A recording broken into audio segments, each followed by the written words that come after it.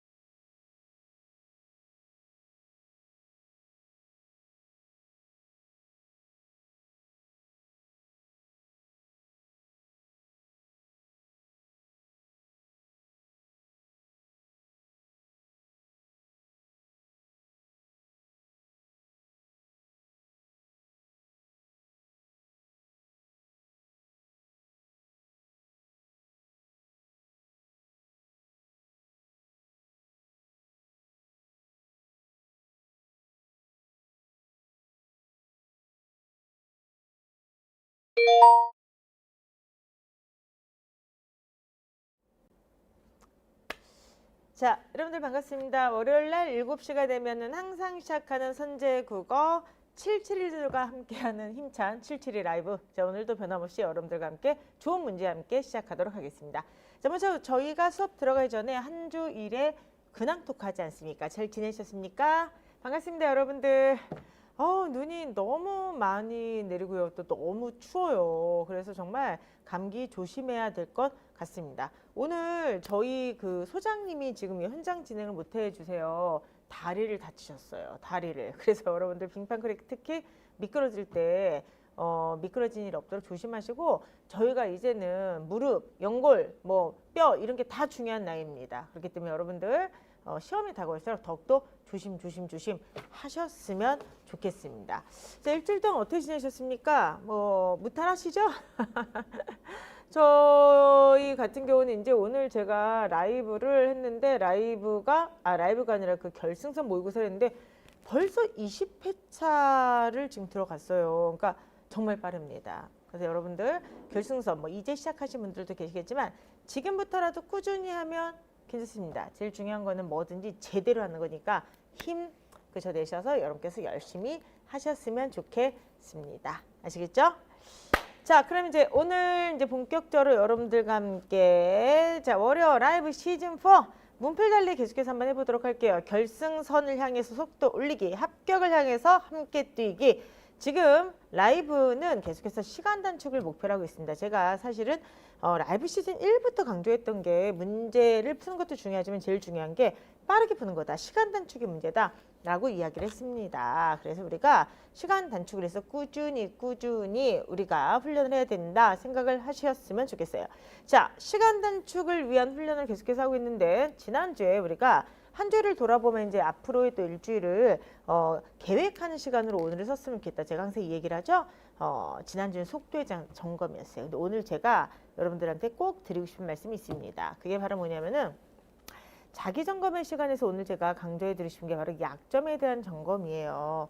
그래서 이제 어떻게 보면은 제가 이제 그 여러분들 지금 모의고사를 이렇게 보게 되면은 열심히 푸는 건 좋은데 계속해서 푸는 거에만 너무 집중하고 계신 분들이 간혹 이렇게 보여요. 그래서 이분들의 특성 뭐냐면 틀렸던 걸 또 틀리기야.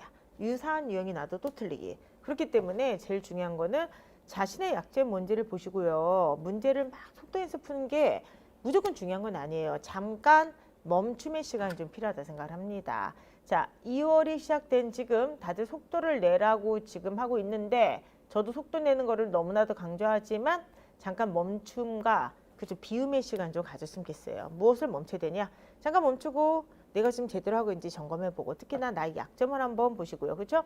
그리고 반드시 비워야 됩니다. 뭘 비워야 되냐? 반드시 본인이 가지고 있는 잘못된 습관들 있죠.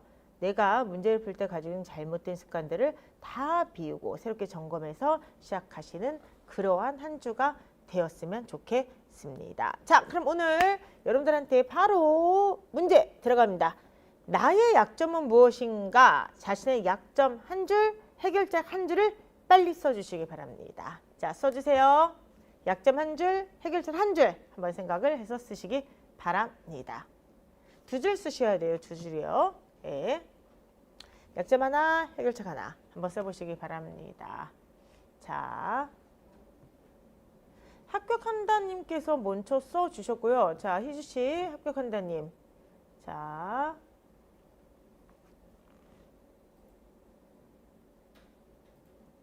에리차차님, 저의 약점은 자의적으로 생각해서 푸는 경우가 많습니다. 근거를 찾아라. 자, 두 분께 오늘의 성품을 드리도록 하겠습니다. 통닭을 드리도록 하겠습니다. 보통은 소장님께서 이제 뽑아주시는데 오늘 소장님께서 다치셔서 저희 직원분이 나와주셨어요. 그래가지고 제가 그냥 뽑았습니다. 제일 먼저 쓰신 분, 그죠? 그 다음에 두 번째는 아까 그 에리차차님께서 썼던 게 제가 오늘 사실 수업 시간에 들었던 말씀이거든요. 자의적으로 좀 읽지 말아라. 그럼 자의적으로 우리가 글을 갖다 읽고 그쵸? 자의적으로 판단하지 않기 위해서는 제일 중요한 게 글의 구조를 보는 거예요. 글은요 이게 수험적인 글이기 때문에 반드시 정답의 근거가 구조 안에 들어가 있습니다. 그래서 자의적으로 읽을 때 항상 여러분께서 그 구조를 생각하시면서 읽으시면 좋겠고요. 오늘 결승선 19회차 수업에서 19회차 2번에서 제가 자의자로 읽는 법을 피하는 방법을 하면서 그 말씀 드리거든요. 구조를 보고 대비항을 봐라. 그거 한번 꼭 강의를 다시 한번 찾아서 들어보셨으면 좋겠습니다. 자, 그럼 일단 이제 오늘 1번부터 수업을 하는데요. 제가 지금 목이 좀 갔습니다. 아까 너무 열강을 했나 봐요. 그래서 목이 조금 안 나오니까 좀 양해를 해주세요. 원래는 꾀꼬리 같은 목소리입니다. 1번 뭐 정답은 높을 거라 생각합니다. 공과 언어 바로 쓰기에 따라 수한 것으로 적절하지 않은 거. 앞뒤의 의미관계를 고려해서 정확하게 쓰시고요. 그 다음 대등, 병렬 구조 쓰시고요. 조사를 제대로 써라. 그리고 중의적인 문장을 상가하라. 1번부터 한번 들어가도록 할게요. 똥똥국에 대한 국제사회의 지원 필요성이 증대하였다. 이에 따라 지원 필요성이 증대하는데 이에 따라 정부는 지원을 하지 않기로 결정해. 아, 이거 뭔 말이야. 나는 술을 마셨다. 그러나 내가 그죠 음주운전을 하지 않았다. 뭐 이런 거랑 지금 비슷한 거잖아. 앞뒤 말이 맞지가 않잖아요. 그렇죠? 그렇기 때문에 요 같은 경우는 그렇죠. 술 마시고 운전했는데 음주운전하지 않았다는 말과 비슷하죠. 그렇기 때문에 논리가 안 맞죠. 따라서 필요성이 증대했다. 그러나 지원을 하지 않기로 했다. 그래서 그러나를 넣어줘야만 됩니다. 오케이. 두 번째. 국민의 관심도 증가와 국민과의 소통도 더 활발해지기를 희망합니다. 자, 와거구지만 든지뿐만 아니라 거나든지 밑이 나왔습니다. 소통이 원활해지죠. 국민의 관심도가 증가하는 거죠. 따라서 국민과의 소통이 원활해지다. 주술, 이것도 관심도가 증가한다. 주술로 맞춰주는 게 좋습니다. 근데 세 번째 보세요. 환기가 잘 안 되는 공간에서 2m 이내의 다른 사람과 접촉하는 경우죠. 그 다른 사람이 어디 있는 사람이냐면 2m 이내의 다른 사람이에요. 그냥 써도 괜찮은 것 같아요. 근데 디귿을 어떻게 했냐면은 환기가 잘 안 된 공간에서 2m 이내에 다른 사람과 접촉한다. 이렇게 돼 있죠. 그런데 이거는 안 되죠. 자, 지금 되게 문제가 되는데 의의 문제예요. 이게 사실은 너의 그쵸 결혼식, 너의 결혼식이라는 노래 아세요? 몰랐었어 네가 그렇게 예쁜 줄. 그 노래 모르세요 혹시? 너무 이거 라떼는 노래인가? 아니, 되게 유명한 노래가 있어요. 이게 이제 너의 결혼식이라는 노래였는데 이 의라고 하는 게 발음이 두 개죠. 국가직에서 이번에 나왔던 그 표준 발음법 문제 있잖아. 그럼 이 의의 발음이 두 개야. 하나가 의, 또 하나가 애로 발음이 되잖아요. 그러니까 몰랐었어 네가 그렇게 예쁜 줄 이렇게 얘기할 때 너의 결혼식 할 때 이걸 너의 결혼식 이렇게 발음해도 되거든요. 그러니까 이걸 쓸 때 너의 결혼식이라는데 이거 갖다가 진짜 이렇게 쓴 사람이 있어. 너의 결혼식 이렇게 쓴 사람이 있어요. 제가 항상 얘기하지만 여러분들 맞춤법을 모른다고 해가지고 그 사람이 나쁜 사람이거나 인격적으로 문제가 있는 사람이 절대 아닙니다. 오히려 사람을 그렇게 판단하면 안 되죠. 근데 저는 국어 강사이기 때문에 제가 정말 용납을 못하는 몇 가지 맞춤법이 있습니다. 전 첫 번째, 아이랑 어이를 못 쓰는 것을 그냥 온몸으로 거부합니다. 그래서 만약에 단톡방에서 누가 그죠 어머나 여기 사람이 많이 있네요 이렇게 쓰잖아요. 그럼 정말 손가락을 한 10번씩 이렇게 꼬부랐다 폈다 합니다. 으아 막 이럽니다. 아 저는 이거 아이어 있죠. 이거는 사실 이렇게 봐주기가 매우 힘듭니다. 국어 강사에 어떻게 보면은 문제점이라 볼 수가 있습니다. 두 번째 제가 또 이거를 참지를 못하는 게 정말 불의를 보고는 참는데 왜 맞춤법을 보고는 못 참을까요? 의하고 애입니다. 이거 너애가 아니죠. 이거는 너 의죠. 발음은 의도 되고 애도 됩니다. 하지만은 자 이렇게 쓰면 안 됩니다. 재미가 있네요. 자 저게 터키님 진짜 안 됩니다. 공검님께서는 지금 공검님과 혜리님께서는 지금 돼하고 돼를 갖다가 못 참다고 하는데 아 이 정도는 참아줘야죠. 아이 뭐 인생이 뭐 이렇게 그냥 저기 뭐 이렇게 뭐 이렇게 저기 할 필요 없잖아. 완벽할 필요 없잖아. 이거를 완벽하게 쓰는 사람은 몇 명 안 됩니다. 그래서 왜하고 왜를 못 쓰는 것까지는 제가 솔직히 좀 참아줍니다. 그런데 그다음에 의 이런 걸 제가 이런 거를 용납을 못한다는 거예요. 그래서 어찌되었든 네. 호유님께서는 저는 할게요 이거라고 하는데 다들 마음속에 선이 있으시군요. 절대 넘어서는 안 되는 침범해서는 안 되는 영역이 있는 것 같습니다. 그래서 저는 어제 진짜 의하고 애는 이거 정말 이거는 아유 죄송한데 어쨌든 간에 국어강사라서 그래요. 그렇다고 뭐 못 쓰신 분들이 뭐 잘못된 인생을 살고 있는 건 아니잖아. 그치? 근데 어찌 되었든 그래서 이건 제대로 써야 돼요. 여러분들 봅시다. 발음을 애라고 해. 2m 이내의 2m 이내 이렇게 해도 돼요. 근데 애라고 하는 것은 장소, 지정 이런 거잖아. 따라서 2m 이내에라고 쓴 순간 얘는 부사격 조사이기 때문에 얘가 수식하는 게 있어야 돼. 2m 이내에 있는 다른 사람과 이걸 넣어줘야지. 따라서 3번은 그냥 두든지 아니면은 이걸 갖다가 있는이라고 해야만 됩니다. 아시겠죠, 여러분들? 이래라 저래라 하지 마세요. 열심히 지금 빨리 수업 들으세요. 그랬더니 이래라 저래라 하지 마세요. 예. 자, 어쨌든 간에 뭐 이런 것도 있잖아. 그 유명하잖아. 서랍장. 그렇지? 앞에 있는 장 서랍장 뭐 이런 거 있잖아. 그렇지? 그렇죠? 그래서 어쨌든 앞에 있는 장. 그렇죠? 서랍장 뭐 이런 것도 많습니다. 그렇죠? 많습니다. 그 저기 뭐죠? 이거 맞춤법 틀리는 거는 워낙에 많습니다. 자. 그래서 어찌 되었든 간에 여러분들 자, 요런 것들 이제 우리는 제대로 써야 된다. 이렇게 보시기 바랍니다. 됐습니까? 오케이. 자, 4번 한번 들어가도록 하겠습니다. 똥똥청장 관련 실무자들과 비상태 해결 방안에 대해서 논의하였다. 자, 똥똥청장 관련 실무자들과 라고 되어 있는데 실무자들과가 이 와가 바로 뭐냐면 첫 번째 접속 조사라도 쓰이고 또 하나는 부사적 조사라도 쓰이죠. 만약에 얘를 접속 조사를 해요. 만약 해석이 되면은 논의하는 대상이 실무자들에 대해서도 논의하고 여기에서 대해서도 논의한다. 이렇게 해석이 될 수가 있습니다. 그렇기 때문에 이거는 실무자들과 함께 실무자들을 만나 이렇게 써야만 됩니다. 아시겠죠, 여러분들? 자, 그래서 1번 정답 몇 번 되겠습니까? 3번이 되겠습니다. 왜 숙모님? 잠깐만, 나 지금 에어컨, 실외기 이런 거는 사실 많이 들었는데 왜 숙모는? 자, 왜 숙모는 지금 저 처음 들었어요. 자, 이제 저 그만 웃기세요. 저 수업해야 돼요. 저 오늘 말씀드렸다시피 좀 컨디션도 안 좋아 지금. 그래서 웃다가 에너지 다 낭비하면 안 돼요. 그렇죠? 왜 숙모가 있구나. 왜 숙모? 자. 에어컨 실외기는 유명하잖아. 에어컨 실외기는. 근데 그건 유명한데 외숙모는 정말 자, 우리 다 같이 이제 다시 진지하게 돌아가도록 하겠습니다. 자, 여러분들 다시 진지하게 정신 차리시고요. 지금부터 열심히 수업을 듣도록 하겠습니다. 아이고, 두은이님 뭐 정 떨어질 필요는 없어요. 아직 못 쓸 수도 있다는 거지. 그런데 이제 우리는 아무래도 표준 표기를 써야만 되는 또 미래의 공무원들이니까, 그죠? 되도록이면은 최선을 다해서 표준 표기를 쓸 수 있도록 연습하는 거는 피할 것 같습니다. 그만 웃으세요. 자, 이제 다시 한번 이제 집중하시고요. 자, 지금부터 이제 여러분들 2번 문제부터 풀도록 하겠습니다. 자, 웃을 때가 아니야. 2번 정답률 봐라. 정답률 70%가 무엇입니까? 지금 자, 봅시다.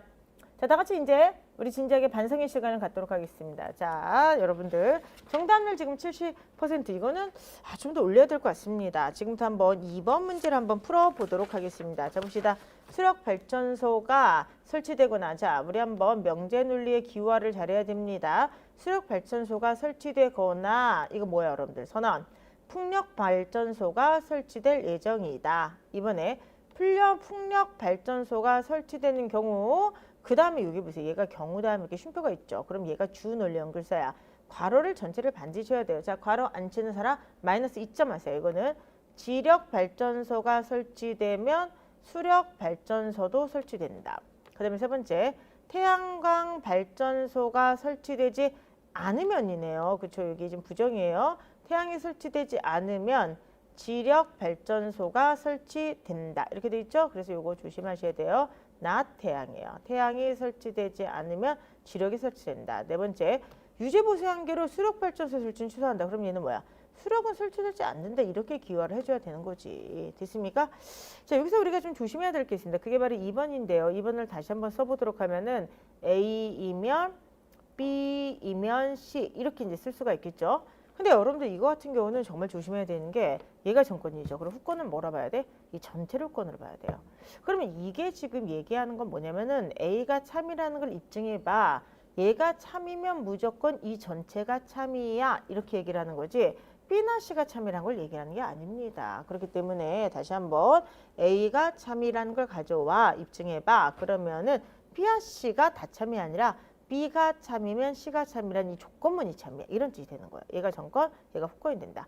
자, 지금부터 한번 해보도록 하겠습니다. 반드시 설치된 걸 고르라고 했으니까 확정된 정보부터 들어가도록 할게요. 그럼 4번에 수력은 설치되지 않는다가 확정이죠. 그럼 1번에 수력이 지워지죠. 왜? 선언지 제거. 부정으로 지워져서 풍력이 남게 됩니다. 그럼 여기서 조심해야 돼요. 풍력이 차면 2번으로 가면은 이 전체가 참이라는 거야. 그러니까 지력이나 수력이 참이라는 게 아니라 지력이 참이면 수력이 참이라는 요게 지금 참이라고 하는 겁니다. 이 말은 이제 뭐냐 하면은 요게 전체 참이라는 것은 똑같이 지력을 가져와. 그럼 수력을 인정해 줄게. 수력이 아닌 걸 가져와. 그러면 지력이 아닌 걸 인정해 줄게. 이렇게 되는 거예요. 그래서 여기까지 일단 확정이 되는 게 수력은 아니고 풍력은 참이고 이 전체가 참이다라고 하는 거를 우리가 알 수가 있습니다. 그런데 우리에게는 이 전체가 참이라고 했을 때 얘를 대우로 바꿔보면은 수력이 참이 아니면 지력이 참이다. 자, 이렇게 되지 않습니까? 그럼 이제 생각을 해보세요. 이 전체가 요게 참이라고 했을 때 전권이 인정되고 후권이 인정되는 거죠. 근데 전권이 이미 확보가 돼 있어. 그럼 우리는 전권이 확보가 돼 있기 때문에 후권을 바로 인정하면 되겠죠? 지력이 참, 여기 낮지력, 죄송, 이거 대우니까 낮수력이면 낮지력이죠. 그래서 낮지력이 참이다요.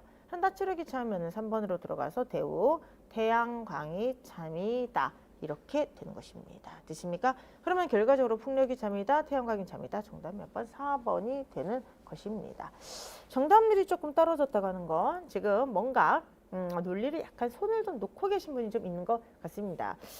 그 3월 달에 논리 특강을 할 예정이에요. 그래서 논리가 조금 약하신 분들, 그리고 이제 전반적으로 빠르게 한번 정리를 하고 싶으신 분들은 이번에 어쨌든 3월에 문제를 좀 보강해서 발등해볼 특강을 좀 새롭게 할 생각이니까 그때 반드시 다시 한번 와서 수업을 다시 한번 정리를 했으면 좋겠습니다. 정답은 4번이 되겠습니다. 정답을 70% 조금 더 올라갔으면 좋겠어요. 3번 문제로 들어가도록 하는데요. 3번 문제 같은 경우는요. 자, 이 문제 잘 보도록 하세요. 이건 뭐예요? 수로논리죠. 수로논리의 기화를 잘 하셔야 돼요. 그럼 1번부터 한번 해보도록 하겠습니다. 조용한 성격의 사람은 외출을 많이 하지 않는다. 그러니까 not 외출이라고 한번 써볼게요. 이번에 회사원이고 독신이며 오피스텔에 사는 사람이에요. 자, 그런데 이 사람들은 모두 외출을 많이 한다. 자, 여기서 조심하셔야 되는 게 이게 지금 다 연원이잖아. 전체를 반드시 가로쳐야 돼. 괄호 안 치면은 마이너스 1점. 알겠습니까? 이렇게 되죠. 세 번째, 독신인 사람은 친구를 많이 만난다. 이렇게 돼 있어요. 친구를 많이 만난다. 이렇게 돼 있어요. 자, 네 번째 이제 진아에 대해서 얘기를 하고 있어요. 진아에 대해서 얘기를 하고 있는데 진아는요. 오피스텔에 살고요. 회사원이다. 자, 이렇게 쓰고 있어요. 그럼 우리는 진아에 대해서 확정적 분포가 지금 두 가지가 있습니다. 그러면 이제 빨리 선택지를 보게 되는 선택지가 다 조건문으로 돼 있죠? 조건에 정권을 대입하라는 거죠. 그럼 한번 해보죠. 진아가 외출을 많이 합니다. 1번으로 갑시다. 진아가 외출을 많이 하면 진아는 조용하지가 않아요. 근데 그럼 낮 조용을 찾아보세요. 낮 조용이 하나도 없어. 그러면은 지금 1번을 후권을 부정해서 외출을 많이 하면 조용하지 않다가 돼야 되는데 낮 조용이 뭔가 있어야지 결론 도출하는데 더 이상 없지. 그리고 얘는 더 이상 결론 도출할 수가 없다. 두 번째, 진아가 조용한 성격이다 라고 돼 있어요. 그러면은 진아가 조용한 성격이라면은 자, 진아가 조용한 성격이라고 한다면 왜 이렇게 안 지워지냐? 조용하다고 한다면 진아는 독신이 아니다. 이렇게 돼 있죠? 그럼 자, 보세요. 1번으로 갑시다. 조용히 한 성격이면 나 대출. 이렇게 돼 있죠? 그럼 나 대출이면은 회사원이 아니거나 자, 드모르간 독신이 아니거나 오피스텔이 아니죠. 그럼 생각해 보세요. 이미 자, 지금 진아는 이미 회사원이면서 오피스텔에 살고 있단 말이야. 따라서 2번을 대우로 하게 되면은 외출을 하지 않으면 어떻게 돼요? not 회사원 이거나 드모르간은 이제 이게 부정이니까 부정은 연원의 부정은 선언이니까 not 독신 이거나 not 오피스텔이 돼버리는 거죠. 근데 이미 여기 보면은 진아는 회사원이면서 동시에 오피스텔에 사니까 예쁜이 안 남게 되는 거죠. 따라서 독신이 아니다. 답은 2번이 되겠습니다. 됐습니까 여러분들? 이렇게 보시기 바랍니다. 됐습니까 여러분들? 자, 그러니까 어쨌든 답은 2번이 되고요. 그 다음에 3번 보세요. 진아가 친구를 많이 만난다면 조용한 성격 아니다. 친구를 많이 만났다가 있죠. 그럼 봐봐. 친구를 많이 만났다라고 하는 게 있는데 자, 생각 한번 해봅시다. 친구를 많이 만났다는 것은 전권에 있어요? 후권에 있어요? 후권에 있지. 후권에 있는데 자, 후권에 있는 것은 더 이상 쓸 수가 있다 없다? 없습니다. 됐습니까? 왜 안 되죠? 여러분들 생각을 해보세요. 왜 안 되죠? 후권을 긍정하는 것은 오류이기 때문에 그렇습니다. 됐습니까? 그렇기 때문에 X가 되는 것이고요. 그 다음에 마지막 진아가 친구를 많이 만나지 않았다면 이렇게 돼 있죠. 그럼 외출을 많이 하지 않는다. 그럼 보세요. 친구를 많이 만나지 않았다면 독신이 아니죠. 3번에. 근데 독신이 아니다. 그런 생각을 해보세요. 2번을 해석해 보세요. 2번은 뭐냐? 정권 전체가 참이면은 그쵸? 후권이 참이다가 되죠. 근데 잘 생각해 봅시다. 전권 전체가 참이면은 후권이 참이 되는데 지금 진아가 친구를 많이 만나자면 독신이 아니죠. 그런데 정권이 참이 될 수가 없는 거야. 왜?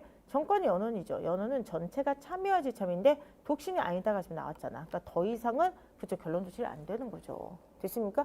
잠깐만 지금 수진님께서 어떻게 됐냐? 저는 뭔가 독신이 확보가 되면은 답이 해결될 것 같아서 그런 선택지인 1, 2번을 찾아서 했더니 빨랐어. 이렇게 얘기하는데 글쎄요. 이제 뭐 여러 가지 방법이 있을 거예요. 근데 그냥 조건만으로 있으면 그냥 순서대로 대입하는 게 제일 빠를 거예요. 아닌 경우도 있어요. 아닌 경우도 있죠. 근데 그게 약간 케바케기도 하고 문제에 따라서 어떤 선택지를 먼저 풀면은 답을 빨리 낼 수 있다고 일부러 유도하는 그런 문제들이 있어요. 근데 그런 문제를 제외하고서는 순서대로 푸는 게 더 빠를 겁니다. 그렇죠? 그래서 그건 여러분께서 저기 하시면 되고 그다음 두 운이님께서 3번에서 오래 걸렸다고 하는데 3번에서 오래 걸렸다고 하면 3번이 이 선택지 3번이 아니라 문제 3번이에요. 그러면 문제 3번인 경우 괜찮은데 만약에 선택지 3번에서 이게 오래 걸렸다고 하면은 요건 아직 추론식을 완전히 이해를 못 하신 거예요. 그렇죠? 그래서 어찌 되었든 간에 자, 여러분께서 좀 요거는 다시 한번 논리에서 조건문을 좀 이해를 해야 될 것 같습니다. 아니 진아가 친구를 많이 만났다면 이제 친구를 많이 만났다 후권의 뿐이 없잖아. 근데 조건문의 후권을 인정하는 것을 우리가 뭐라 그래요? 후권 긍정의 오류라고 하죠. 그렇기 때문에 정권은 부정해서는 안 되고 후권은 긍정해서 안 된다고 하는 겁니다. 아시겠죠? 자, 어쨌든 간에 여러분들께서 3번의 정답은 그래서 2번이 되는데 사실 이제 선택지가 어떻게 배치가 되냐에 따라서 이렇게 조건문으로 되어 있는 선택지는 그쵸?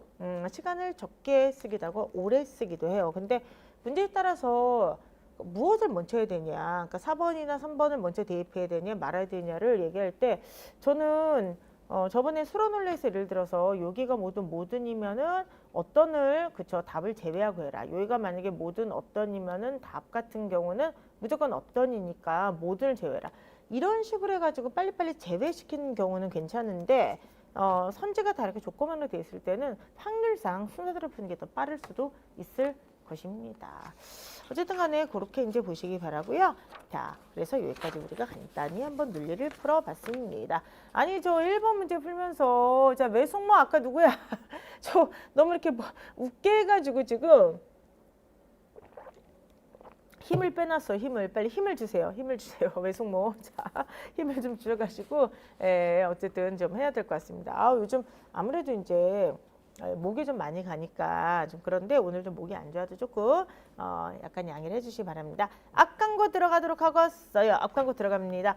와 매일국어 시즌4 지금 예판 걸린 거 아세요? 그래서 매일국어 시즌4가 이제 드디어 나왔습니다. 그러니까 매일국어 시즌4가 나오면 제가 약간 기분이 좀 수업 시간에도 말씀드려요. 좀 이상하다고 해요. 왜 그러냐면은 시즌4에 지금 그 마지막 회차 강의를 찍었는데 저희가 거의 매일국어를 책을 원고 준비하면서 하는 게 한 8개월. 제 강의를 실제로 찍는 게 6개월 이상을 찍어요. 매일국어를.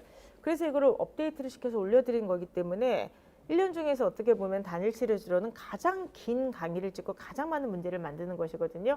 그래서 어찌되었든 저 감회가 좀 새롭습니다. 그래서 매일국어 시즌4에 밴드 스터디 지금 모집을 하고 있고요. 그래서 저희 연구소에서 특히 박 과장님이 굉장히 잘 관리를 잘 해주세요. 그래서 많이 신청하셔서 여러분들 모집 공고를 참고하셔서 많이 훈련을 같이 그쵸 열심히 뛰어 다녔으면 좋겠습니다. 아시겠죠? 오케이. 자, 4번 문제와 5번 문제는 좀 무난했을 거라고 생각을 했는데 4번에 70, 5번에 72. 아니 왜 이렇게 이게 정답률이 좀 떨어집니까? 일단 아주 나쁘진 않아요. 근데 오늘 전체에서 제일 정답률이 낮은 게 4번, 5번, 6번, 이제 6번이에요. 지금 6번이 정답률이 50%뿐이에요. 50한 이게 5%뿐이 안 나왔어요. 그리고 얘네들은 다 70%대가 나왔거든요. 지금 이제 우리가 오랜만에 아니 오랜만이 아닌데 그쵸 지금 매일 공부하고 있을 거 아니야 그쵸 근데 일주일 만에 뭐 처음으로 지금 국어 문제 풀어 이러시면 큰일 납니다. 이제부터는 시험이 이제 코앞으로 다가왔죠. 코앞으로 이제 다가오고 있기 때문에 지금부터는 국어가 그냥 매일매일 뭐 풀면 제일 좋겠지만 그게 아니면 이틀에 한 번이라도 적어도 1일 1톡 정도라도 풀면서 감을 좀 유지하는 게 굉장히 중요합니다. 자, 어쨌든 4번 문제 한번 해보도록 하겠습니다. 우리 사회에선 전통적으로 물건의 낭비를 죄악으로 여겼다. 그리고 이러한 인식은 부도 죄악이라는 생각으로 여겨졌다. 정약용의 목민심서를 얘기하는데 여기부터 다 이게 인용이잖아요. 그러니까 쉽게 얘기하면은 물건의 낭비를 죄악으로 여기는 그 예시가 되겠죠. 여기서 이게 바로 이그저의 이예요. 제가 항상 글을 읽으시면서 이에 주목하라고 하는 이유가 왜 그러냐. 한국어에서 글에서 특히 이는 정말 많이 쓰죠. 이가 들어가 있는 말들 이것 저것 이와 같은 하여간 여기 이런 말들을 많은 분들이 단순하게 지시어라 생각하는데 지시하는 역할도 하죠. 근데 얘네들은 앞에 있는 내용을 가져와서 압축한 역할도 합니다. 정리한 역할도 해요. 그래서 항상 그쵸 여기 이를 잘 보셔야 돼요. 어쨌든 여기서 부는 부패와 그대로 직결된 것으로 여겨진다. 현대 사회에서도 이러한 금욕적 도덕주의가 완강하게 자리 잡고 있다라고 하면서 자 여기까지 한번 해볼까요? 요약해 보면은 전통적으로나 아니면 현대 사회에서도 전통 사회에서나 현대 사회에서나 모두 그쵸 부를 부정적으로 보는 인식을 지금 쓰고 있습니다. 되십니까? 그러나 실제로 이 세상에서 낭비가 사라진 것을 바라는 환상이다. 낭비는 생존하는데 필요한 최소한의 양을 넘어서 모든 것을 가리키죠. 그렇기 때문에 남아있는 생존 이외의 모든 것은 다 낭비야. 그러나 우리의 삶은 꼭 필요한 생필품만으로 유지되는 게 아니다. 만약에 우리가 정말 생존에 필요한 것만 필요하고 더 이상 생산하지도 않고 소비하지 않으면 그거는 인간의 생활 방식이 아니고 더 이상 문화도 없다. 자, 그럼 한번 요약을 한번 해보도록 하겠습니다. 첫 번째, 낭비 혹은 부에 대한 부정적 인식. 전통사회, 현대사회에서 그쵸 있는 부에 대한 부정적 인식. 자, 두 번째 다른 건 바로 뭐가 되죠, 여러분들? 거기에 대한 반박 이렇게 볼 수가 있습니다. 됐습니까? 요거 저기 희주 씨, 요거 왜 갑자기 트색이 이렇게 움직이죠? 화면이 자꾸만? 화면이 하얀색 바탕이 자꾸만 움직이는 것 같아요. 뭐 제 눈이 그럴 수도 있습니다. 확인 좀 해주세요. 네. 자, 그러면 이제 문제 한번 풀어보도록 하겠습니다. 1번. 한국 사회에서는 전통적으로 물건의 낭비와 부를 부정적으로 여겼다. 지금 계속해서 첫 번째 달라 그 얘기를 하고 있는 거잖아. 당연히 맞게 되는 거죠. 이번에 목민심서에서 정약용은 공직자 부인의 첫째 덕목으로 검사함을 꼽았다. 자, 보세요. 검사함을 꼽은 게 맞아요. 그래서 공직자 부인은 무릇 이렇게 돼 있죠? 자, 요 단어 뭔지 아세요? 나무 비녀에 배치마를 입어서 성장한 다른 부인들을 부끄럽게 만들어야 된다. 자, 여러분들 한번 자 어휘력을 한번 보도록 하겠습니다. 나무 비녀에 배치마를 입어서 성장한 다른 부인들을 부끄럽게 만들어야 된다 해서 성장의 뜻은 무엇일까요? 무엇일까요, 여러분들? 성장의 뜻이 뭐야?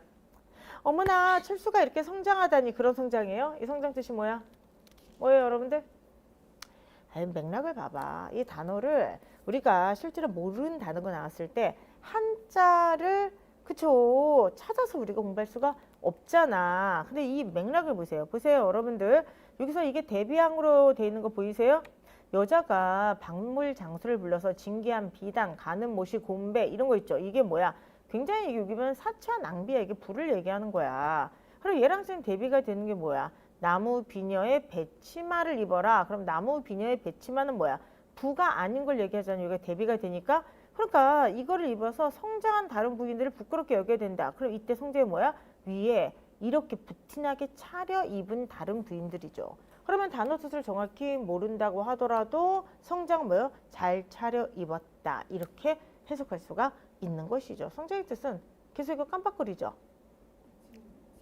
네네. 그래서 이거 자 죄송해요. 지금 이게 계속해서 그 깜빡거리고 있습니다. 그래서 어쨌든 조금 양해해 주시고요. 성장이라고 하는 게 여기서 이제 뭐냐면 이게 잘 차려입었다. 이렇게 해석을 해줘야만 되는 겁니다. 됐습니까? 또 이때 또 이제 또 어떤 분들이 이렇게 생각할 수도 있습니다. 선생님 나무 비녀의 배치마 이거 되게 좋은 거 아닌가요? 저도 뭐 나쁜 거 같지 않습니다. 그죠? 요즘 배치마는 모르겠고 나무 비녀는 있으면 굉장히 예쁠 것 같습니다. 자, 그런데 어찌 되었든 간에 여기선 그런 뜻이 아니라 위에 있는 것과 서로 대비되는 그런 걸로 봐야만 된다. 아시겠죠, 여러분들? 그렇게 보시기 바랍니다. 됐습니까? 그래서 성장이란 말을 내가 모른다고 하더라도 적어도 너 참 잘 성장했다, 잘 컸다 이런 뜻으로 잘 자랐다 이런 뜻의 성장은 아니라고 하는 거지. 그럼 보세요, 여러분들 여기서 아니 선생님 정약용은 지금 이런 어떤 공직자의 부인이 잘 차려입은 부인들을 부끄럽게 만들어야 된다. 그러니까 이거는 검사함이 중요하다고 얘기하고 있잖아요. 첫째 덕목으로 이걸 꼽았는데 어디 있습니까? 지금 계속 얘기했지만 저 오늘 아까 제가 동닭을 드렸던 이유가 뭔지 아시겠죠? 자의적으로 읽으면 아니 되옵니다. 자의적으로 읽으면 안 돼. 알겠습니까? 그렇기 때문에 자의적으로 읽지 말자. 첫째 덕목으로 꼽았다는 것은 없다. 답은 2번이 되겠습니다. 자, 여러분들 지금 이거 계속해서 화면이 이렇게 깜빡깜빡거리죠? 그쵸? 아이고 죄송해요. 지금 직원분이 지금 오셔서 아마 고쳐줄 것 같은데 이 기술적인 문제는 제가 어떻게 할 수가 없습니다. 자, 그러면은 깜빡거리는 것이 힘드신 분들 눈을 깜빡거리세요.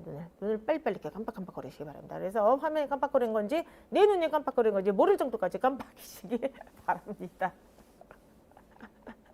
자, 외숙모, 자 분위기 빨리 수습해 주시기 바랍니다. 외숙모분 어디 계세요? 자, 지금부터 이제 눈을 깜빡거리면서 자 외숙모와 함께 계속해서 수업을 한번 해보도록 하겠습니다. 아니 근데 저렇게 깜빡거리면은 이거는 안 되는데, 그쵸? 자, 그래서 어찌 되었든 간에 이거는 항상 얘기하죠. 자의적으로 해석하지 말자, 그쵸?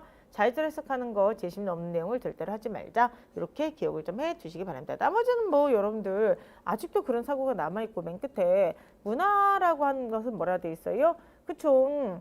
더 이상 만약에 필요한 거 외에 생산하지 않으면 문화도 없죠. 그러면은 나머지 정말 생존에 필요한 것에 나머지 그 잉여분의 자리에 문화가 그죠 생긴다는 것이니까 4번도 충분히 그죠 우리가 추론할 수 있을 것 같습니다. 되십니까 여러분들? 그렇게 보시기 바랍니다. 와우, 지금 찹쌀 모찌님께서 아이를 반잘라급의 명해결이에요.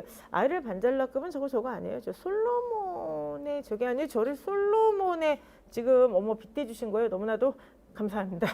자, 아니 지금 너무 눈을 깜빡거려서 앞이 안 보인다까지 지금 얘기를 하는데, 자 여러분들 진정해 주세요. 오늘 1번 문제 외숙모가 등장한 다음에 그렇죠. 그리고 에어컨 실외기가 등장한 다음부터 제가 지금 난리가 아닌 것 같습니다. 아니 근데 저거 진짜 왜 이렇게 깜빡거리죠? 아이고. 네, 연락은 지금 되셨죠? 네. 네네. 오케이. 자, 그래서 어쨌든 4번의 답은 2번이 되겠습니다. 그래서 여러분들 아이고 근데 그 막상 그 시험장에 가잖아요. 그 시험장에 이렇게 가시면은 정말 그 예상 밖의 사태가 벌어져요. 근데 이거는 이제 오늘 뭐 제가 미안한 마음에 드리는 뭐 말씀이기도 한데 제일 중요한 게 어떤 상황이 오더라도 시험장에서도 여러분들 당황하지 말고 풀어야 돼요. 제가 수업 시간에 가끔 이야기를 해드리는데 시험장에서 차라리 의도적으로 남을 막 그쵸 방해를 하는 거는 이제 그 시험 감독님께 말씀드릴 수가 있어요. 근데 그게 아니라 본인은 전혀 의식하지 못하는데 남에게 피해 주는 경우가 있어요. 이거는 여러분들 본인일 수도 있습니다. 제일 이제 힘든 게 미세한 다리 떨림.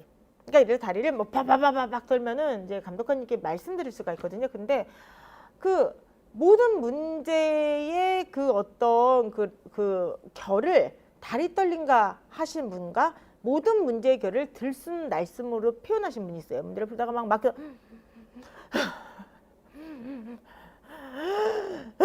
이러시면서 이제 푸시는 분이 계십니다. 그래서 아니 근데 이게 그분들이 사실 일부러 그러는 게 아니에요. 여러분도 사실 그럴 수 있어. 그렇지?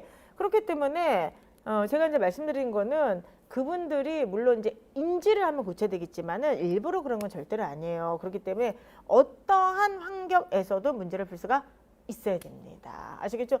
도토리님 저도 비염인이에요. 저희 일부러 코 막힌 소리 내는 게 아니에요. 그런 거 아니거든요. 그쵸? 일부러 코 막힌 소리 내는 것도 아니고 일부러 콧물 흘리는 것도 아니고 일부러 쿵쿵대는 게 아니에요. 이거는 생리적인 작용이야. 내가 어떻게 통제가 안 돼. 그래서 일단 뭐 수업 시간에 정말 너무 좀 미안하지만 코를 풀 수도 있는 거잖아요. 시험 시간에. 그렇기 때문에 이거는 정말 여러분들께서 어떤 환경에서든지 그쵸 굳건하게 문제와 싸워야 됩니다. 근데 이거는 우리 잊지 맙시다. 바람막이 점퍼는 입고 가지 마세요. 그건 좀 아닌 것 같아. 왜냐면 바람막이 점퍼 입고 가면은 이게 스스스스스 문제 풀 때마다 소리가 나요. 그러면은 그거는 정말 예민하신 분이 굉장히 많습니다. 저기 존모 씨, 장 트러블은 좀 약간 그거는 좀 과도한 피해를 줄 수가 있기 때문에 미리 위상연을 많이 드시고 가셨으면 좋겠습니다. 아시겠죠? 그거는 약간 그러니까 근데 좀 알려드려야 될 것 같아요. 왜냐하면 시험을 처음 보신 분들은 설마 내 옷에서 그렇게 소리가 날 거라 모르신다니까. 알고 그러는 사람은 제가 볼 때는 많이 없습니다. 그렇기 때문에 여러분들 시험 보기 전에 차라리 널리 알립시다. 그거를 다 알고 있는데도 일부러 그렇게 입고 오거나 방해한 사람은 나쁜 사람이야. 근데 제가 볼 때 우리 수험생분들은 그러신 분들은 거의 없고요. 인지를 못하거나 진짜 모르는 거야. 그러니까 알려주시면 돼요. 아시겠죠, 여러분들? 알려주시기 바랍니다. 알겠죠? 우리 비염 그 학생분들 진짜 숨이 안 쉬어지고 코 풀어도 참아도 힘든데 좀 약간 방법을 한번 개발해 보죠. 이제 한쪽 콧구멍이 막히면 한쪽 콧구멍으로 숨쉬기 뭐 이런 거 있잖아. 그런 거 한번 우리 연습을 한번 해 보도록 하겠습니다. 하설님께서 한숨 쉬는 게 좀 걱정된다. 인지하셨잖아요. 그러니까 본인이 인지를 하시면 이제 고치시면 됩니다. 그러니까 조금 한숨 덜 쉬시고 한번 습관적으로 그리고 한숨을 내쉬세요, 여러분들. 한숨 쉬면은 옛날에 어르신들이 복달아난다 그랬잖아요. 그것처럼 좋은 일만 생각하세요. 그렇죠? 그래서 오히려 좋은 걸로 생각하시면서 좋은 기운을 빨아들인다는 그런 느낌으로 한번 시험장에서 문제를 푸셨으면 좋겠습니다. 자, 예짜님께서는 그쪽 코를 들이키지 않게 해서 비염인이신데 콧구멍에 휴지를 틀어막았다 그러는데 그런데 그럼 본인이 너무 못 풀지 않아요? 그러니까 범위를 딱 정해서 남한테 심하게 피해를 주지 않는 또 의도적으로 피해를 주지 않는 그 정도까지로 딱 범위를 정하면 좋을 것 같아요. 자, 일단 우리 직원분께서 지금 화면 수정해 주고 계시니까 우리는 5번 문제를 한번 들어가도록 할게요. 5번 문제 70인데 뭐 나쁘진 않습니다. 잘 푸셨습니다. 근데 이런 지문을 제가 되게 좋아하고 이 지문은 매일국어 시즌 4에다가 제가 넣었던 문제예요. 지문이에요.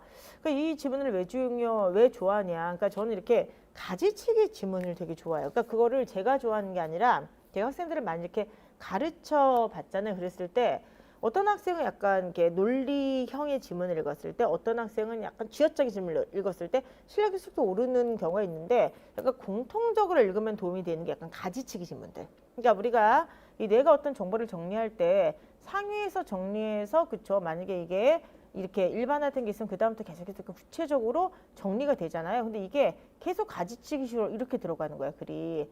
그러면 이 뇌가 정보를 정렬할 때 약간 어려움을 느낄 수밖에 없어요. 근데 이런 지문이 나오든 아니면 안 나오든 간에 이런 훈련을 좀 하면은 되게 도움이 많이 됩니다. 그래서 제가 흔히 문제 풀 때 이거 가지치기 지문이요 라고 하는데 오늘은 그 가지치기 지문 중에 좀 쉬운 걸 한번 가져왔습니다. 한번 쉽지만 한번 풀어보도록 할게요. 가지치기 지문이 이런 거구나.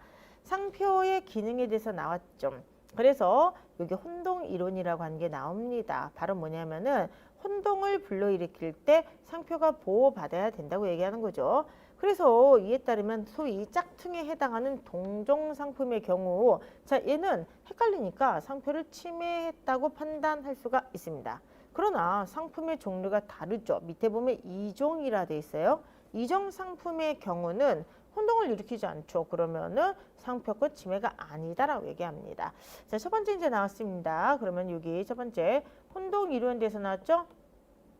그러면 혼동 이론이라고 하는 것은 뭐냐면은 만약에 얘가 동종 상품이에요. 그러면 헷갈리니까 얘는 침해를 했다고 생각을 하는데 얘가 만약에 이종이야. 같은 종류가 아니야. 그러면 얘는 침해를 하지 않았다고 판단하는 거죠. 그러면 이제 보통은 동종과 이종에 대한 해설이 쭉쭉 더 들어가겠죠. 근데 여기서 두 번째 반면 희석화 이론이 또 나와요. 그래서 이론이 두 개가 나옵니다. 그렇죠?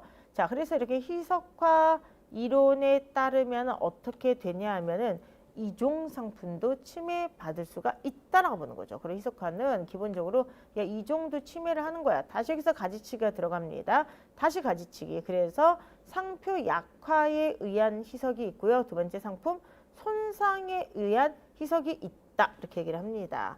그래서 결과적으로 얘기하면은 혼동 이론은 동종은 침해하고 이종은 침해가 아니다. 근데 희석화 이론은 아니다. 이종도 침해가 된다라고 하고 여기서 다시 한번 가지를 쳐가지고 약화와 손상으로 들어가게 되는 거예요. 그러니까 약화라고 하는 거는 뭐냐면은 하여간 연상을 막하게 하는 거죠. 그러니까 예를 들어서 뭐 무슨 뭐가 좋을까 뭐 이렇게 똥이란 상표가 있어. 그쵸? 빗똥이란 상표가 있는데 아무데나 막 똥똥똥을 막 붙여버리는 거야. 요것도 똥이고 저것도 똥이고 요것도 똥이고 막 똥을 다 붙여. 그러니까 이게 뭐냐면 어디를 봐도 똥이 보이니까 연상력이 약화가 되겠죠. 그런데 두 번째 뭐냐면은 약간 혐오감을 일으키거나 부적절한 데에다가 똥을 붙여. 예를 들어서 아주 품질이 나쁜 그런 어떤 상품에다 똥똥똥을 막 붙여요. 그렇게 되면 결과적으로 어떻게 돼요? 긍정적인 이미지를 그쵸 해치게 되겠죠. 이런 걸 갖다가 우리가 뭐라고 하냐면은 그쵸 요거를 손상에 의한 약화라고 이야기를 합니다. 자, 그럼 지금까지 한번 가지치기 한번 해봤습니까? 자, 정리됐습니까? 혼동, 희석화. 근데 혼동이라고 하는 것은 그쵸 동종은 침해하고 이종은 아니다. 희석화는 이종도 해당이 되는데 다시 약화, 손상 이렇게 가치가 되어 있는 지문이 되겠습니다. 자, 한번 수정하는 거 한번 해보도록 하겠습니다. 가장 적절한 거 긍정 발문이가 틀린 게 한 개뿐이 없습니다. 자, 가래 혼동이론에 따르면 유명 가방의 상표인 똥똥을 다른 가방 업체가 사용한 경우 가방이니까 동종이죠. 그럼 이거는 상표권을 어떻게 되는 거야? 그치, 침해한 거죠. 그리고 구도업체는 이종이죠. 그러니까 침해한 것이 아니죠. 그러면은 딱 금방 나왔네. 1번이겠네요. 1번은 서로 간에 바꿔야 되겠죠. 같은 동종 상품인 경우에는 침해한 것이죠. 여기 나왔죠?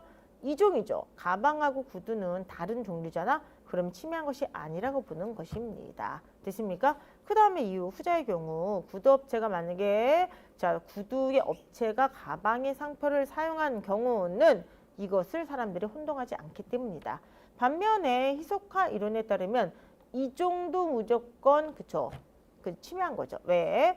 구두는 그쵸 상표를 침해한 거야 이종이라도. 근데 만약에 구두의 구질이 품질이 형편없어. 그러면 이미지, 긍정적 의미가 탕을 받으니까 아까 얘기했던 상품 손상에 의한 그런 어떤 그쵸 그 상표권 침해다. 이렇게 해석할 수가 있겠습니다. 나머지는 그냥 두 개 맞고요. 그럼 틀린 건 몇 번 되겠습니까? 1번이 되겠습니다. 하셨겠죠 여러분들? 오케이. 자, 오늘의 핵심 문제로 한번 들어가도록 하겠습니다. 그럼 오늘의 핵심 문제 바로 몇 번이냐면 6번 문제가 되겠는데요. 6번 문제 지금 정답률이 난리도 아닙니다. 50%대가 나왔어요. 상위권도 지금 80%로 떨어졌는데 어디서 그렇게 떨어졌는지 한번 해보도록 하겠습니다. 자, 6번 문제 지금부터 한번 집중해서 한번 읽어보도록 할게요. 기억에 대한 평가로 가장 적절한 것을 보기에서 모두 고르면 이렇게 돼 있어요. 자, 50년대 이후에 미국을 비롯한 유럽 나라에서는 심장병이 급증을 했대요. 제약업체와 식품업체에 매수되었던 안셀키즈. 여러분들 보통 아니 A 교수가 제약업체에 매수되었다라고 하면 약간 긍정적인 뉘앙스예요? 부정적인 뉘앙스예요? 부정적인 뉘앙스 아니야? 그렇잖아요 여러분들. 그래서 어쨌든 안셀키즈는 표적 수사를 통해 콜레스테롤을 희생양으로 삼았다. 심장병 급증인데 콜레스테롤을 갖다 얘기했다는 거죠. 53년 미네소타 대학의 생리위생학 교수였던 안셀키즈를 되게 비판적으로 얘기하네. 심장질환의 주 원인이 콜레스테롤이라는 가설을 제기했다. 그러면서 결과적으로 이거를 관찰을 했더니 동물성 식품의 섭취가 혈액 내 콜레스테롤 수치를 높이고 이게 동맥을 덮어서 결과적으로 심장병이나 뇌졸중 이거를 일으킨다고 말했다. 제약업계의 재정전을 맡는 주류 의사들은 안셀키즈를 미국 심장학회 회장으로 추대했고 이후 콜레스테롤이 심장병의 원인이 된다고 하는 콜레스테롤 심장병 가설은 정설로 채택되었다. 일단 자 봅시다. 이 글 첫 번째 단락까지 한번 읽어보세요. 그러면 이 글은 왠지 느낌이 어때요? 여러분들 일단 단어 선택을 보게 되면 매수되었다. 그치? 그 다음에 여기를 보게 되면은 그쵸. 그 다음에 어떤 내용이 나와요? 여기 제약업계 재정 지원을 받는 주류 의사들은 이런 말이 나오죠. 약간 전반적으로 좀 어떤 느낌이냐면은 안셀키즈가 제기했던 그죠 가설을 세웠던 콜레스테롤 심장병 가설을 비판하려고 한다는 느낌 좀 있어요.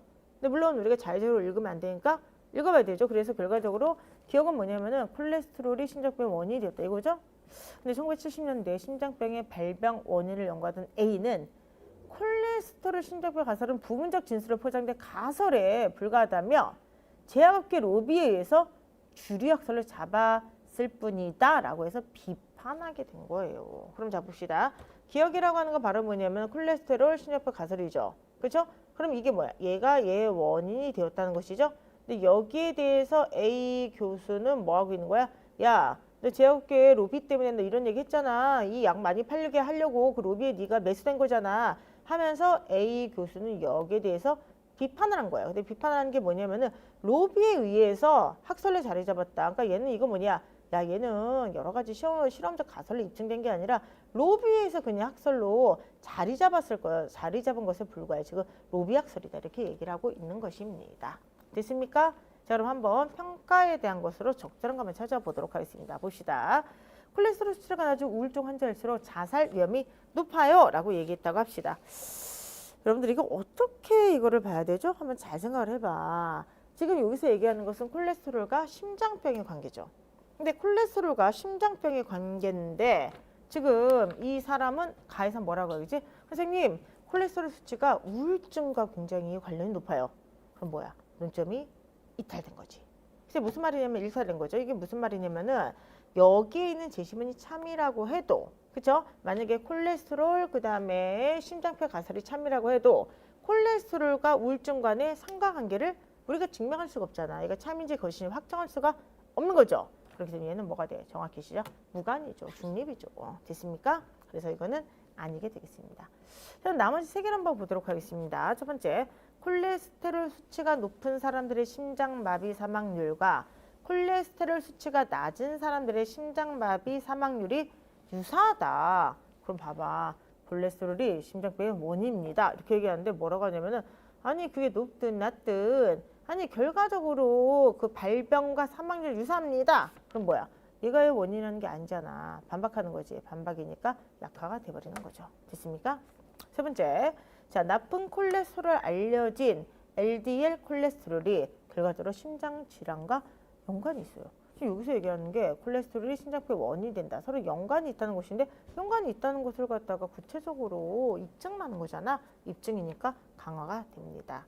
마지막, 제약업계의 지원 이후 심장병과 콜레스테롤의 관련성이 미약하다는 연구 결과가 관련성이 뚜렷하다는 논문으로 바뀌었다. 이렇게 지금 얘기하고 있습니다. 쟤를 그러면 어떻게 해석을 해야 될까? 만약에 여기까지만 나오게 되면 사실 이거는 그쵸 어떻게 평가를 내릴 수가 없는 그런 어떤 선지예요. 근데 마지막에 뭐가 있냐면은 얘가의 원인이야, 이건 매수됐어 라고 얘기를 하는데 여기서 비판적 의견을 좀 보여주는 A 교수가 지금 뭐라고 했냐면은 야, 로비에 의해서 넌 주류 학설이 되었을 뿐이잖아. 완전히 입증된 건 아니야 라고 하면서 뭐라고 하냐. 그런 경우가 많았어. 제약업계가 지원한 다음에 연구 결과에 그쵸 결과가 바뀐 게 많았어. 처음에는 미약했는데 이게 뚜렷하다는 논문으로 바뀌었어. 이게 지금 바뀌었잖아. 너도 그런 거 아니야? 라고 하는 거죠. 그럼 A의 입장은 지금 이거를 반박하고 있는 거잖아. 지금 대비항이잖아. 비판하고 있는 거죠. 그럼 이쪽을 지지하게 되면 얘가 비판이니까 이쪽은 뭐가 되는 거야? 약화가 돼버리게 되는 거지. 됐습니까? 그러니까 결과적으로 제약업계 지원을 받아서 연구 결과를 마구 바꾼 사례가 많으면 많을수록 콜레스테롤 심장병 가설이라고 하는 것에 그쵸 신뢰는 흔들리게 되는 거지. 신뢰가 흔들려. 근거가 흔들려. 그럼 이걸 뭐라고 하는 거야? 약화라고 하는 것이지요. 그렇기 때문에 이거는 약화라 보는 게 타당하겠죠. 정답은 그래서 4번이 되겠습니다. 할 수 있겠습니까? 6번에서 어디서 이렇게 헷갈렸을까? 지금 보시면은 3번을 제일 많은 분들이 찍었어요. 그러니까 지금 가장 많이 실수를 했던 게 바로 라에서 실수를 하신 것 같습니다. 그러니까 라를 무엇으로 봐야만 되는가? 근데 아까 얘기했던 것처럼 얘를 비판하는 게 A의 의견이죠. 그러니까 A의 의견이 뒷받침 많이 되면 얘는 더욱더 비판을 많이 받으니까 약화가 되겠죠. 이들이 지금 서로 대비항이고 이들이 서로 대비항이면서 동시에 그쵸 반박, 비판 관계니까 이게 성립이 되죠. 얘가 강해지면 얘는 약해질 수밖에 없게 되는 거죠. 됐습니까? 그렇게 보시기 바랍니다. 어떻게 이해 좀 하셨습니까? 오케이. 6번 문제가 지금 가장 정답률이 낮았던 문제가 되겠습니다. 그래서 이제 강화약화 문제 조금 헷갈리는 것도 제가 이제 조금씩 가져온다고 그랬죠. 쉬운 문제도 있고 어려운 문제도 있습니다. 그런데 이 문제 같은 경우는 이렇게까지 낮게 나올 거는 생각을 못했고 한 70% 정도 나오지 않을까 생각했는데 정답률이 지금 막 55%로 두두두두두 이렇게 떨어졌단 말이야. 그래서 우리 오늘 꼭 기억해야 되는 거 자의적으로 읽지 말기. 그리고 자의적으로 읽지 않기 위해서는 반드시 글의 구조, 특히 대비항이 있으면 대비항을 좀 보자. 이거 대비항이잖아. 알겠습니까? 그래서 대비항을 가지고 이거를 보는 그런. 그러니까 얘를 지금 얘가 막 비판하고 있어. 그럼 얘를 만약에 뒷받침하면 얘는 점점 비판을 많이 받으니까 약화가 되겠죠. 그렇게 해석하는 게 그쵸. 좋을 것 같습니다. 그래서 어쨌든 자의절 해석하지 말기 요거 꼭 기억을 해두시기 바랍니다. 자, 앞 광고 또 들어가도록 하겠습니다.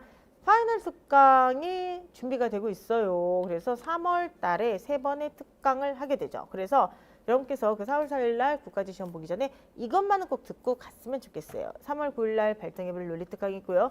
3월 16일 흑백 요리사의 어떻게 보면 따라하기 버전인가요? 그래서 어쨌든 간에 흑백 모의고사인데 똑같은 문제 유형을 하나는 쉬운 거 하나는 매운 거, 순한 매운맛, 흑백으로 우리가 진행을 하는 어떻게 보면 좀 특별한 특강입니다.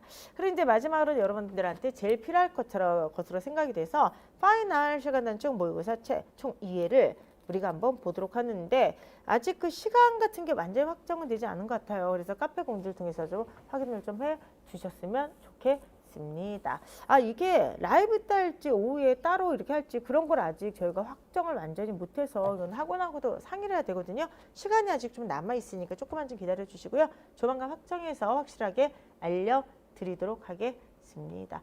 최강록 뽑기가 뭐예요? 최고로 강한 사람 뽑기인가? 그게 뭐예요? 도토리님 논리 잘 정된 것 같은데 특강 들어야 될 거예요? 아니 뭐 본인이 잘 정리했다 생각하시면 뭐 꼭 들을 필요 없죠. 그러면은 그 시간에 다른 거 공부하시면 됩니다. 아, 흑백요리사 무슨 잠깐만요. 나 지금 잠깐 나 되게 놀랐네. 자, 아니 나 진짜 모르거든. 흑백요리사는 워낙에 유명하니까 알죠. 근데 흑백요리사를 진짜 본 적이 없어요. 옛날에 냉부회를 본 게 전 마지막이야. 냉부회 너무 재밌다 그래서 잠깐 그때 어디서 이렇게 봤어. 냉부회 재밌더라고. 근데 자 지금 강사도 모르는 흑백요리사 우승자를 아니 여러분이 왜 알고 계십니까? 그쵸? 그러면 안 되는 거죠. 그쵸? 그러면 안 되죠. 그쵸? 속세에서 벌어진 일을 알고 있으면 어떡해.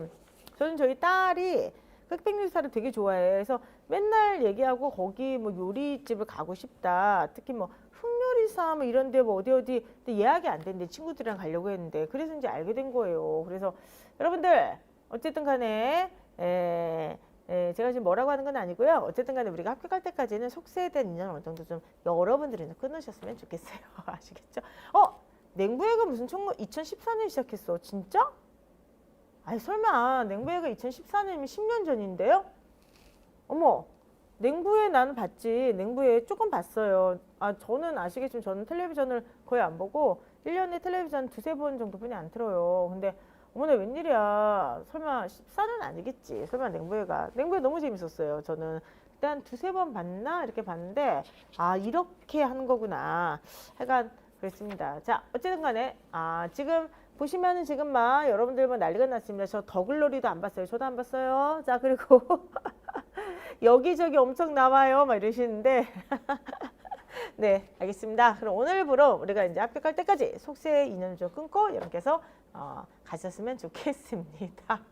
나는 자연인처럼 산에 산다는 생각으로 속세를 끊어요. 네, 나는 자연인이다. 우리는 수험인이다. 이렇게 생각하시면서 열심히 끝까지 봤으면 좋겠습니다. 자, 그럼 이제 드디어 우리가 오늘 1일독 한번 풀어보도록 하는데 1일독 아니 근데 잠깐만 정답률이 생각보다 되게 좋게 나왔는데 이렇게 좋게 나오라고 만든 문제는 아니었는데 저희가 정답률을 한 75에서 85 사이를 좀 생각하면서 만들었는데 오늘 왜 이렇게 잘 푸셨어요? 왜 이렇게 잘 풀었냐 생각을 했더니 야구 팬들이 많으신 거 아니야? 야구 팬들? 네, 선생님은 어디 팬이세요? 욕하지 마세요. 진짜 욕하지 마. 진짜. 예.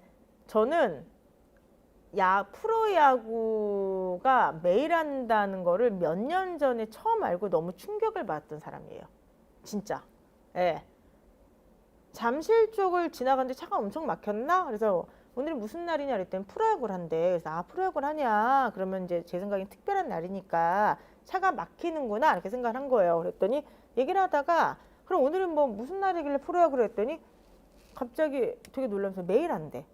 그래서 제가 무슨 매일 해요? 그랬더니 그러면은 몇 월 달에 하냐 그랬더니 혹한기인가 거길 빼놓고 매일 한대. 일주일에 한 번에 가시고.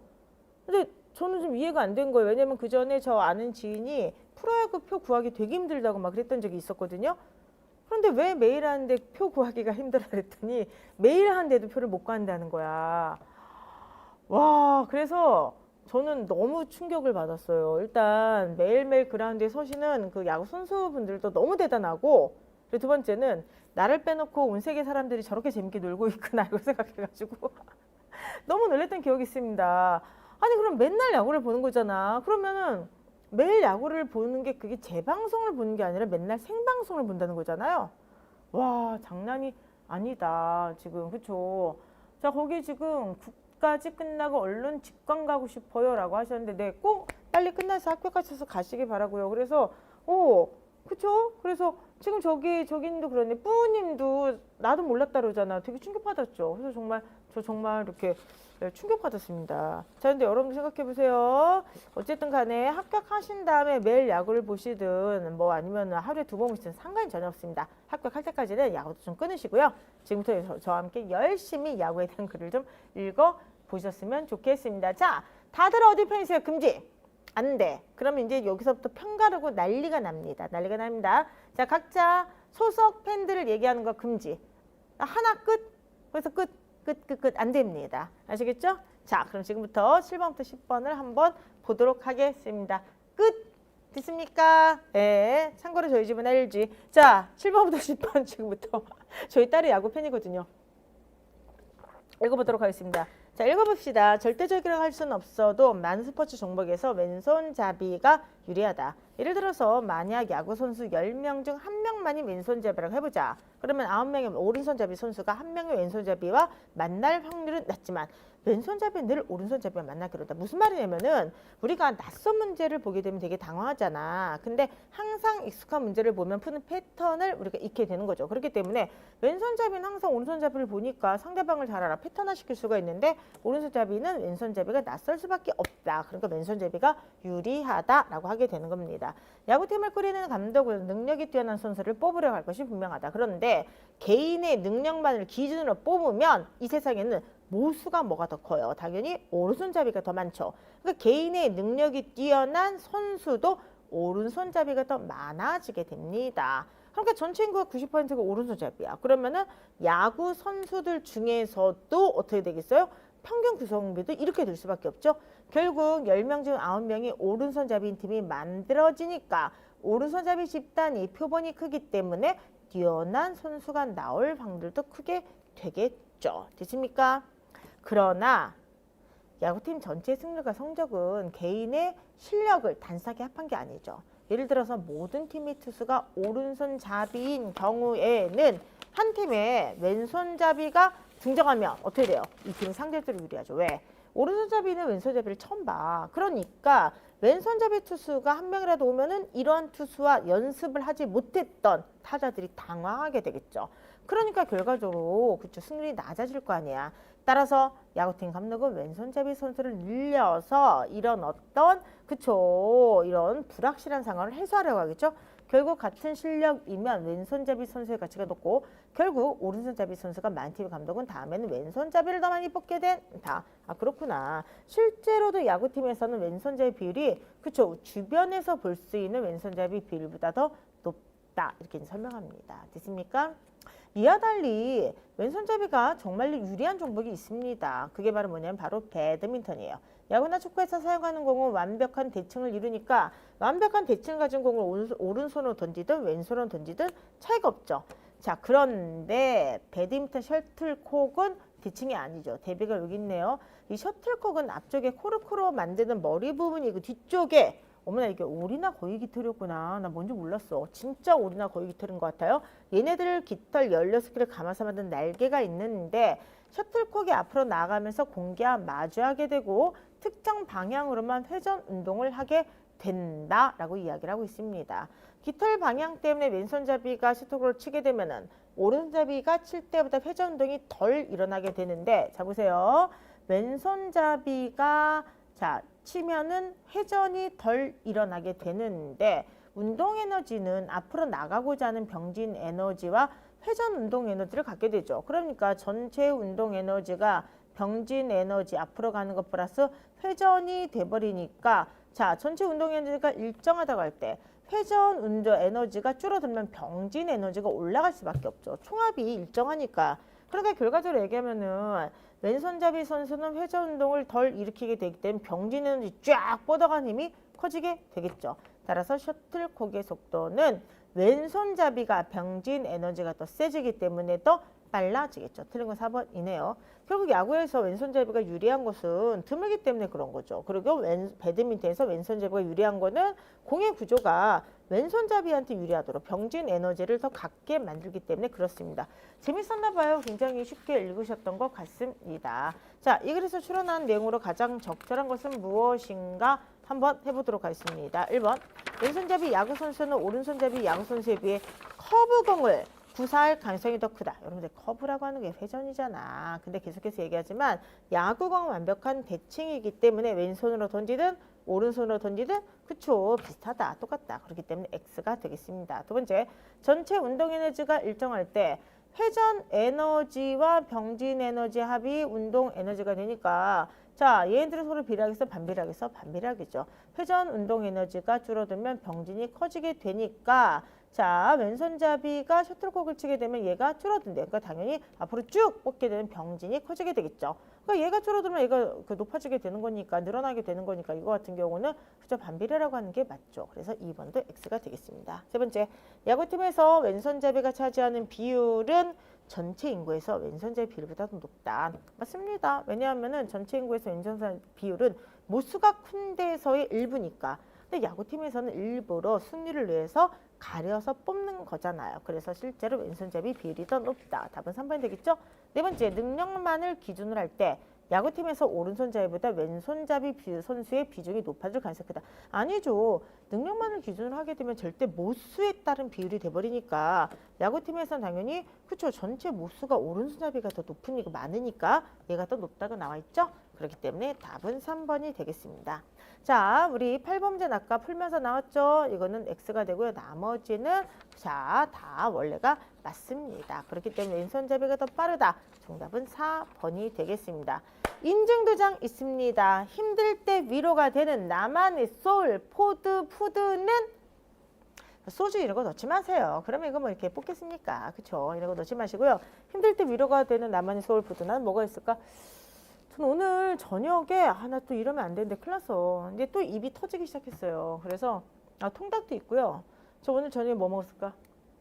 밀가루 폭식했죠. 지금 약간 저기 컨디션이 좀 안 좋아가지고 여러분들 그 수업할 때 제가 힘내서 즐겁게 하려고 그쵸?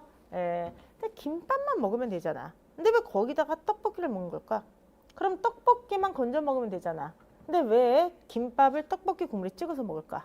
참 인생을 좀 알 수가 없어요. 왜 인간이 이렇게 어떻게 보면 이렇게 저기를 모를까? 만족하면 모를까? 그렇죠? 그래서 맛있어요. 그렇죠? 그래서 자, 앞으로 김밥 따로 떡볶이 따로 드시길 바라고요. 근데 약간 따로따로 먹어도 되잖아. 근데 저는 김밥을 떡볶이 국물에 찍어 먹는 걸 너무 좋아해요. 큰일 났어요, 진짜. 에휴, 자. 우리 어쨌든 아직 저녁 못 드신 분이 계시는구나. 죄송해요. 그래서 어쨌든 이 뜨거운 학습 열기로 여러분의 그 불타오르는 식욕을 잠재워 봤으면 좋겠습니다. 자, 그래서 어쨌든 간에 다 쓰셨어요. 힘들 때 위로가 되는 나만의 소울푸드는 무엇일까? 글쎄요. 뭐가 있을까 위로가 되는. 저는 정말 이러면 안 되는데 저는 밀가루죠. 밀로 만든 모든 게 좋아요. 요거를 밀가루를 정말 살짝 끓는 기름에 넣어서 먹어도 너무 맛있는 것 같아요. 튀김이라고 하죠. 그래서 어쨌든 좋아합니다. 자, 어쨌든 9번으로 들어가도록 하겠습니다. 이 글의 내용을 강화하는 것만을 보기에서 모두 고르면 무엇이 될까? 자, 한번 해보죠. 동급의 성적과 역할로 기준할 때 좌완이 우완보다 높은 연봉으로 계약된다. 나왔잖아. 그치? 왜? 희소성 때문에. 여기 나왔죠, 여러분들. 그래서 여기 같은 실력이면 왼손잡이 선수의 가치가 다 높다. 없으니까. 그렇죠. 그렇기 때문에 어찌되었든 간에 이거는 맞습니다. 자, 두 번째. 셔틀콕의 구조성 특성상 왼손잡이 타격은 셔틀콕의 잔 회전을 상쇄하죠. 그러니까 왼손잡이는 자연 회전을 상쇄하니까 병진이 쫙 되는 거죠. 오른손잡이는 증폭이 되겠죠. 그렇기 때문에 병진의 힘이 줄어들게 되겠죠. 그래서 어찌 되었든 간에 이거는 뭐가 되겠습니까, 여러분들? 맞게 되겠죠. 답은 2번도 맞게 되겠습니다.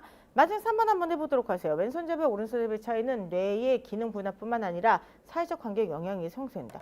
여러분들 이거는 지금 운동에 있어서 특히나 야구나 배드민턴 같은 운동에 있어서 왼손잡이와 오른손잡이 차이를 지금 얘기하고 있는데 그렇죠? 갑자기 뇌의 기능 분화와 사회적 관계 영향? 그러니까 이거는 왼손잡이와 오른쪽 잡이의 그런 어떤 차이가 생기는 원인 규명을 얘기하죠. 그러니까 뭐야? 제시문이 참이라고 하더라도 얘는 지금 상관이 없는 거죠. 참각 어짓을 구별할 수가 없죠. 그래서 얘를 뭐라고 한다? 중립무관이라고 합니다. 중립이죠. 그렇기 때문에 답은 1번이 되겠습니다. 됐습니까? 마지막 10번 문제 한번 해보도록 하죠. 가와 나에 들어갈 거. 결국 야구에서 왼손잡이가 유리한 것은 없어서 그런 거죠. 희소성. 그리고 배드민턴에서 왼손잡이가 유리한 것은 공이 비대칭 구조이기 때문에 왼손이 딱 친 순간 회전력은 좀 줄고 병진력이 쫙 나가기 때문에 그쵸 유리하다고 돼 있죠. 그렇기 때문에 이거는 경기 그 도구 그 볼이라고 하는 볼이 아니라 그 셔틀콕이라고 하는 것이 대칭적 구조가 아니기 때문에 그렇죠. 비대칭적 구조이기 때문에 그렇습니다. 그렇기 때문에 정답은 3번이 되겠습니다. 자, 이제 오늘 여러분들과 함께 지금까지 문제 6개의 문제와 그 다음 4개의 일일독을 풀어봤습니다. 중간에 화면이 약간 좀 찌직거려가지고 좀 죄송하기도 하는데 어쨌든 간에 요즘 계속해서 방송사고가 나네요. 근데 최선을 다해서 이제 좋은 문제로 여러분들 준비를 하고 있으니까 약간 불편함 있더라도 눈 깜빡깜빡 거리셨죠? 눈 하시면서 양해를 좀 해주시기 바랍니다.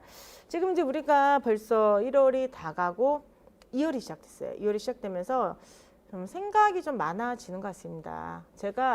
아까 제가 말씀드렸던 것처럼 지난주에는 한번 본인의 속도에 대해서 점검을 해봐라. 이번 주에는 한번 본인의 약점에 대해서 생각을 해봐라. 이렇게 얘기를 했는데 괜히 하는 얘기가 아니라 이제 전 실강에서 이제 학생들을 이렇게 뵙잖아요. 이렇게 보면은 틀렸던 분들 계속 또 틀리신 분들이 진짜로 많습니다.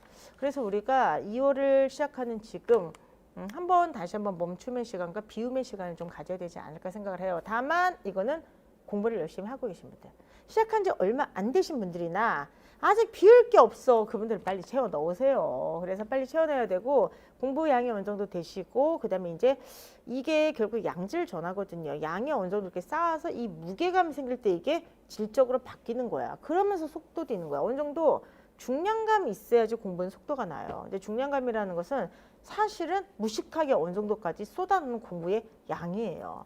여러분들께서 어느 정도의 그 중량감을 좀 느낄 정도의 시간과 노력을 좀 투자를 해야지 속도도 올라가지 않을까 저는 그렇게 생각을 합니다. 아시겠죠?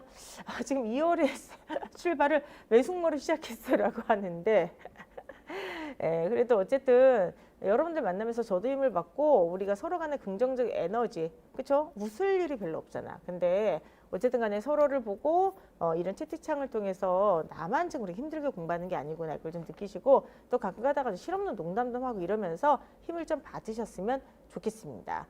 그래서 제가 항상 얘기하는 것처럼 월요일 7시가 단순하게 이제 저희가 좋은 문제를 푸는 그런 시간만이 아니라 일주일의 날을 점검하고 또 앞으로 일주일의 날을 계획하는 시간이 되셨으면 좋겠어요. 오늘 수업이 끝난 다음에 10분, 20분만이라도 일주일의 계획을 한번 써보세요. 일주일의 계획을 써보시고 내가 이번 일주일은 이거는 적어도 해야겠다.